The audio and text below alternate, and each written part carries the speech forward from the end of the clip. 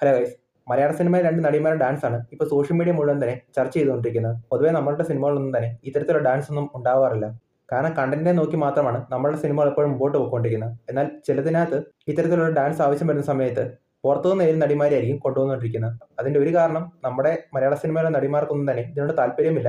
രണ്ടാമത്തേത് അല്ലെങ്കിൽ ചെയ്തു വെച്ചാൽ അത്രയധികം എരിക്കത്തില്ലാത്തതുകൊണ്ടായിരിക്കണം.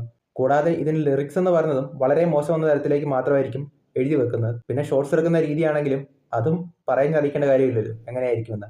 എപ്പോഴും ഒരാണ് കാണുന്ന രീതിയിൽ മാത്രമായിരിക്കും ക്യാമറ വെക്കുന്നത്. അത് ജേർണലിസത്തിനാണെങ്കിൽ പോലും പഠിപ്പിക്കുന്ന ഒരു കാര്യമുണ്ട്, ക്യാമറ എന്ന് പറയുന്നത് എപ്പോഴും ആണിന്റെ കണ്ണ് പോലെയാണ് എന്നാണ്.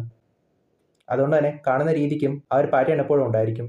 പൊതുവെ ഹീറോയിൻസിന്റെ ഒക്കെ ഇൻട്രൊഡക്ഷൻ എന്ന് പറയുന്നത് എപ്പോഴും അങ്ങനെ തന്നെ ആയിരിക്കും. പിന്നെ ഇത്തരത്തിൽ ചെയ്യുന്നതിന് രണ്ട് കാരണമുണ്ട്.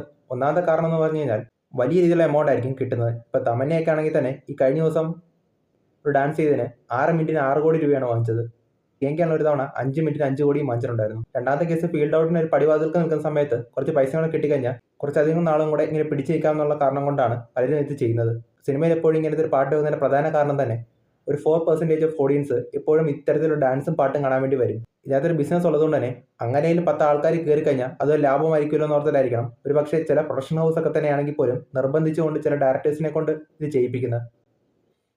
ഇത് മറ്റുള്ള ഇൻഡസ്ട്രിയിൽ അവർ തുറന്നു പറയുന്നുണ്ടെങ്കിൽ പോലും നമുക്കും ഇങ്ങനെ പാറ്റേൺ ഇല്ലാത്തതുകൊണ്ട് അത് ആരും എടുത്ത് സൂചിപ്പിക്കാറില്ല. ഇന്നിപ്പോൾ ഇവിടെ പ്രശ്നമായിക്കൊണ്ടിരിക്കുന്നത് എന്താണെന്ന് വെച്ച് കഴിഞ്ഞാൽ രജീഷ പണ്ട് കൊടുത്തൊരു ഇന്റർവ്യൂ തന്നെയാണ്. അതിനകത്ത് പറയുന്നൊരു കാര്യം എന്താണെന്ന് വെച്ച് കഴിഞ്ഞാൽ എനിക്ക് ഇത്തരത്തിലുള്ള ഡാൻസ് ചെയ്യാൻ താല്പര്യമില്ലെന്നും അതിൽ ലിറിക്സും റൂമും ക്യാമറയുടെ ആംഗിളും സൂമും ഔട്ടും എല്ലാം തന്നെ പ്രോബ്ലം ആണെന്നാണ് പുള്ളിക്കാരി അന്ന് പറഞ്ഞത്. അതുകൊണ്ടാണ് ഇത്തരത്തിലുള്ള കാര്യങ്ങൾക്ക് താല്പര്യമില്ലെന്ന് അടിവരയിട്ടതും.